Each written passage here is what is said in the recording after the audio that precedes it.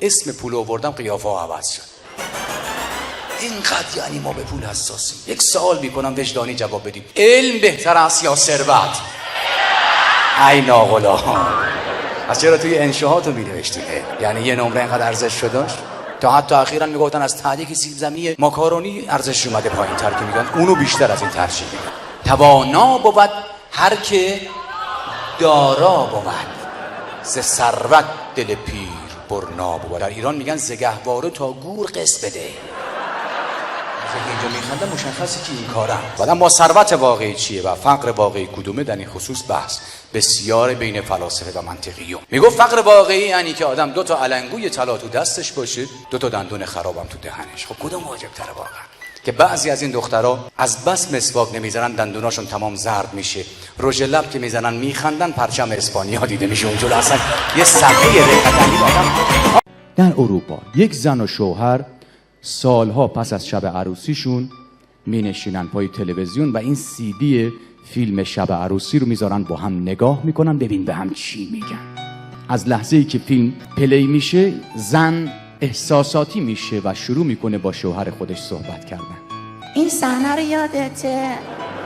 وای تو شب قشنگی بود، چقدر بهمون خوش گذشت عزیزم، بابت همه چی ازت ممنونم، دوستت دارم، عاشقتم. اون وقت در ایران زن و شوهر می نشینن پای فیلم شب عروسیشون و زن شروع میکنه صحبت کردن. نگاه کن عمتو مثل منگولا میرقصه. بیا اینم داداش شلوارش داده از پاش میفته آبرومونو برد یکی نیست جمعش. این زنی کم که با دخترش و عروسش از اول نشسته داره غیبتمون میکنه، یعنی از خودت و خانوادت متنفر، همون عاشق متنفر. این دسته بدونید از بازی کجاست. فابرگاس بازیکن اسپانیا 5 تا بچه دنیا آورد، تازه بعد رفت عروسی کرد.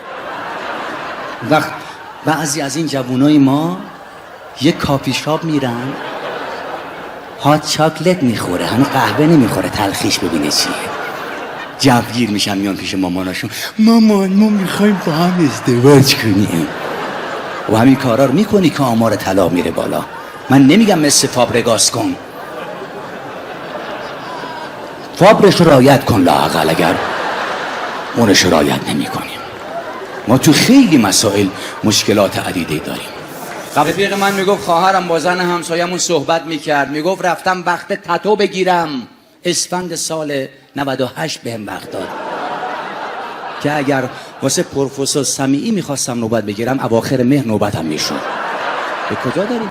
ایران مراحل داره. تو خارج وقتی پدر مادر میخوان وارد اتاق یه بچه بشن در میزنن، صداش میزنه Hi baby Honey can I help you Please let me inside room.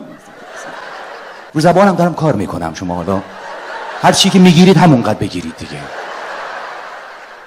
با چه شرم و حیا 1 ساعت در میزنه. اگه بچه گفت که مامان بابا بیاین تو میاد، اگر نه اون میره. اینجا لگدو میزنه تو در، بعد میاد تو میگه چه غلطی میکردی درو بسته بودی.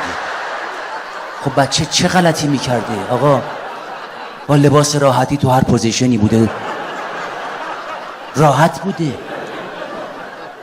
و وقتی هم که اتاق ترک میکنه درو نیمه باز میزه، درو نمیبندی ها. این چه ارعابیه، این چه ستان. من نمیگه دستا بره بالا همینه. ضرب المثلی چینی هست که میگه اگر شما به دنیا اومدی و پدرت بی پول بود این تقدیر توه، تقصیر تو نیست که بابای تو بی پول بود. اما اگر پدر زن پولدار گیرت نیامد خاک تمام پکن تو سرت که تو نتونستی داماد سرخونه بشی. اونا دیدین کل هوشمندی خونه ما اینه دستشوییشه که وقتی من لامپ دستشویمون رو روشن میکنم همزمان فنشم روشن میشه. چقدر هوشمنده، اوج هوشمند. و این لوکس و لاکچری بودن رو ما نفهمیدیم. داستان چیه؟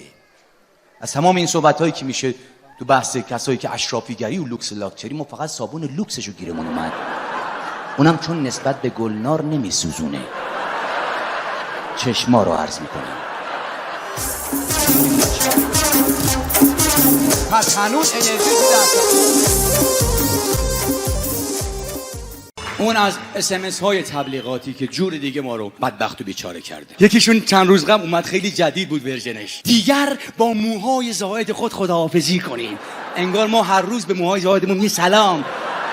کی میگه خداحافظی کنی؟ خیلی دلبستگی داریم، مثلا عاشقشونیم، اینا برن ما افسردگی میگیریم. ایران مراحل داره برای آرایشگاه. معمولا بعد از موی بلون نوبت به موی رنگ پرکلاقی. خانم‌ها در جریانن، درسته؟ اول بلوند، بعد پرکلاقی و مرحله سوم میگن موهای خودمون خیلی بهتره. برای یک زن خیلی سخته، برای دختر میره در یک آرایشگاه خیلی خیلی گران قیمت رنگ موی آنچنانی میذاره، میاد تو جمع دوستان و فامیل نگاه میکنن، میگن بهت نمیاد. وای شما نمیدونید چه حالی داره. لج میکنه، میری آرایشگاه گران قیمت تا بیشتر هزینه رنگ خفن‌تر، برمیگرده میگن قبلیه بیشتر بهت میومد. این دیوانه میشه. اینا فقط خانم‌ها درک میکنن. دستا بالا. درکتون میکنه. اینا اوه شادی نیست، اوه اعتراض و غمه. برقاتون قطع میشه میدونه. برق کوچه ما قطع شده بود 3 ساعت تمام، هی شکیبایی کردیم، آخر کفری شدم. زنگ زدم 123 گفتم آقا مردیم تو این گرما، کوچمون برق نداره، اون ور خیابون برق داره. یارو گفت آقا آرامش خودتون حفظ کنید، 5 دقیقه دیگه درست میشه. 5 دقیقه بعد اون ور خیابونم قطع شد. انقدر دلمون خنک شد، اصلا خنک، از تو خنک شدیم. فقط یک ایرانی میتونه در شرایط قحطی آب و کمبود آب تو همون وقتی دوش آب یه سر بازه، به خاطر اینکه عذاب وجدان نگیره، در هر حالتی که هست یه دست و یه پاشو زیر دوش بگیره. دیدی؟ این عذاب وجدان دیگه نمیگیره. مثلا اینجا رو داره کیسه میکشه، این ورش بعد زیر دوش باشه. دیگه ببین آب هدر نمیره، لااقل یه ور تنمو داره آب میخیسونه میره جلو.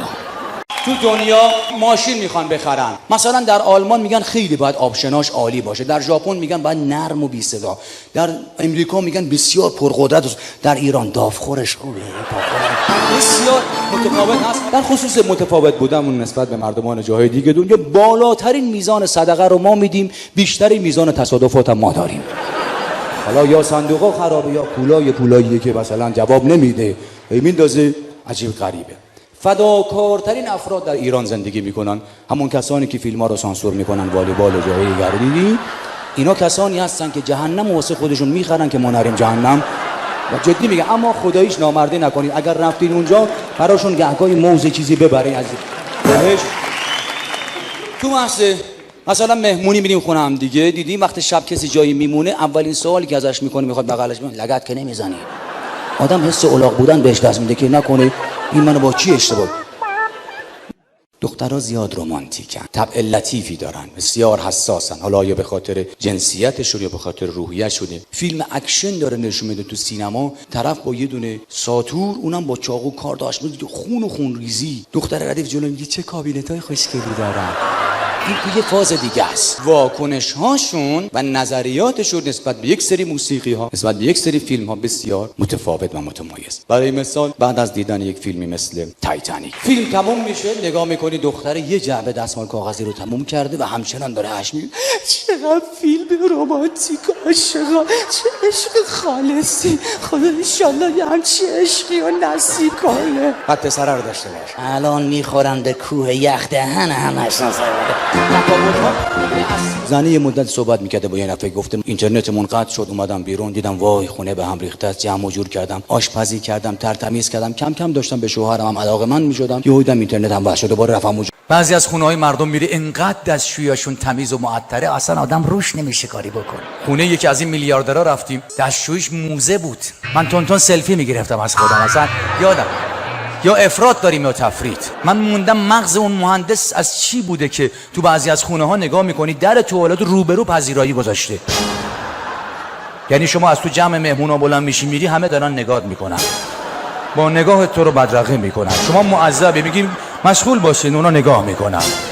یعنی دیگه هیچ حرف و حدیث با هم هیچی ندارن، فقط نگات میکنن. شما در رو وا میکنی داره نگاه میکنه، چون در روبروی جایی نداره نگاه کن. در رو میبنده هنو دارن نگاه میکنن، چون دارن تصور میکنن چجوری نشسته، شروع کرد یا نه، یک داره اجرا میکنه یا دو یا ترکیبی، چیکار داره میکنه. و این که نشسته صدا پچ پچ اونا رو داره میشنوه، جرئت نمیکنه کاری بکنه، اونا میشنون. سنگ توالت ایرانی شما فوت کنی صدا رعد و برق میده بی وجدان. آقایون باید خیلی خوشحال باشید که خانم ها نمیتونن فکر شما رو بخونن و الا هر 5 دقیقه یک کشیده میخوندیم. شاید خانمتون نمیدونست برای چی میزنه اما تو میدونستی برای چی داری میخوری. خداوند عالم همه چیزهای خوب رو به خانم ها عطا کرده. مثلا آقایون رو عطا کرده به خانم ها. امیدوارم یه مجموعه قوی طنز که فاصله کیلومتری گرفت از مجموعه طنزی که در تلویزیون حضور دارن مثل پایتخت باشه که مردم خیلی نگاه کنن دوست داشته باشن. کسانی در این فیلم ایفای نقش کنن که واقعا شاهکار هستن. خانم ها آقایان، جناب آقای محسن تنابنده اینجاست.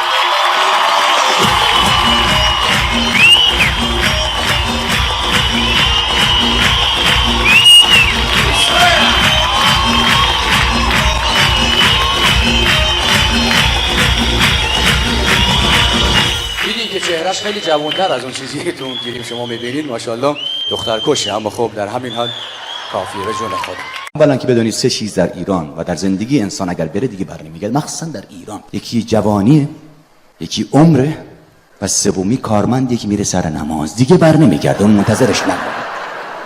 چند تا خصوصیت بارز دارن ایرانی‌ها.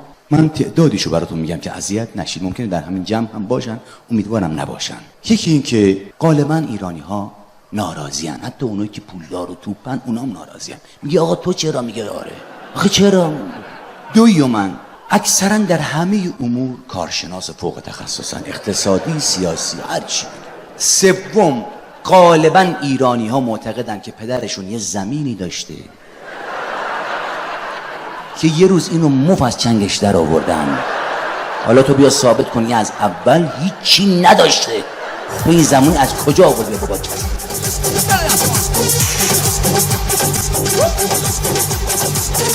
من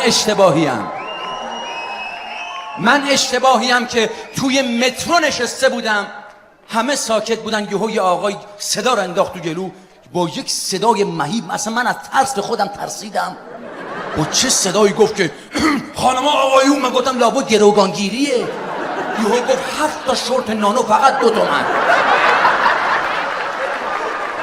من اصلا موندم در فلسفه این جمله که آقا چرا شورت نانو؟ حالا مثلا چی کار میکنه شورت نانو؟ جلو بورو میگیره، عرق سوز میکنه.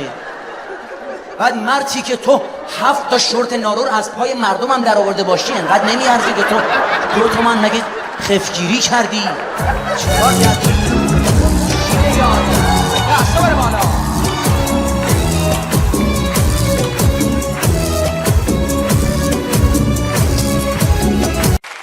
خلاصه انشالله که روزه هاتون قبول. دیدی تو بحث ماه رمضان هم بسیار متفاوت هستیم. 2 ماه به ماه رمضان که شده به هم میرسن میگن 2 ماه دیگه ماه رمضان میخوای چیکار کنی؟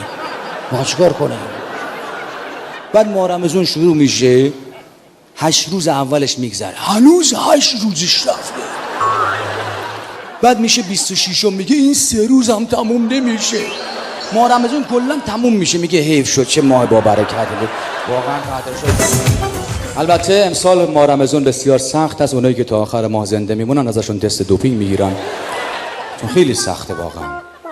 دیدی بعضیا آخرین لقمه سحر رو انقدر دیر میخورن فرشته‌ها درخواست ویدیو چک میکنن.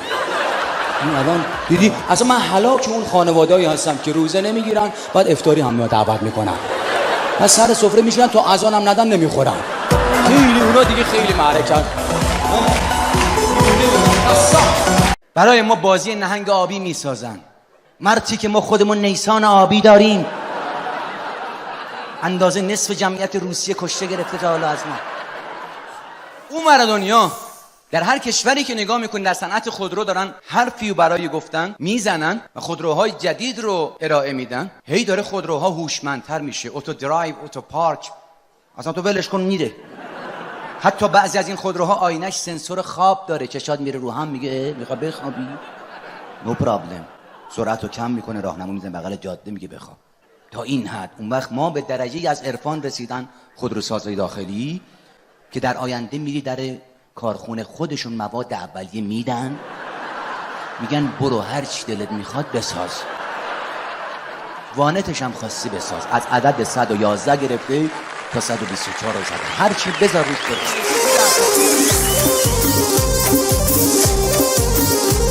جوری نسبت به توالت میگه انگار اصلا فتوسنتز میکنی خودت مثل درخت. بالاخره اگر درستش انجام بگیره اشکالی نداره. آقا طراحی سنگ توالت ایرانی جوریه که شما بیشتر از 3 دقیقه نشینی، چون زانوهات میزنه تو چشات، از در میاد از مفصل. اما ما ایرانی‌ها اینقدر مقاومیم تا 1.5 ساعت مشاهد بودن دوستان که تو چرت میزنه. مثلا یکی از توالت‌های مونیخو که ما رفتیم من در زدم، شک داشتم کسی هست یا نه. به محضی که در زدم طرف صحبت کرد، گفت سوری busy here. بعد شروع کرد صحبت کردن که میتونی بری که دیگر انتخاب کنی، من اینجا مشغولم بالاخره. اون وقت من موندم چجوریه تو ایران شما میری توالت عمومی شک داری کسی تو هست یا نه، تا در میزنی طرف خب ببخشید آقا من نمیفهمم این علامت اختصاری کدوم جمله است؟ مگه تو داری کار زشتی مرتکب حرف بزن و اون یارو هم ول نمیکنه، هی میزنه آخه چرا روده های طرفا داغون کرده بیخیالش شدی. من واقعا متاسف میشم برای دخترایی که شب عروسی از عروس بیشتر به خودشون میرسن. داماد کنار عروس نشسته رو تخت، از جلوشون که رد میشه داماد فقط همینطور نگاه میکنه، با خودش میگه عجب غلطی کردم اینو نگرفتم. چرا؟ عجیبه که ما عروسیامون هم با همه جای دنیا فرق میکنه. شب عروسی همه محرمن، تا راننده آژانس و دوستای داداشای عروس و همه، هر کی هست محرمه الا عاقد. عاقد بیاد همه خانما میگن رو بگیرین حاج آقا اومد. حالا از این جالبتر کجاست؟ مهمانی تموم میشه، مخصوصا تالارها. خانم آقایون دیدین که تالارها سباز آخر قاطیه. چرا قاطیه؟ چون که مردها یهو ول میشن تو تالار بانوان دنبال خانماشون میگردن که انه این پنگوانوی امپراتور، هر کسی دنبال جفت خوده که زنش از اون لالوها پیدا کنه که زنش کجاست.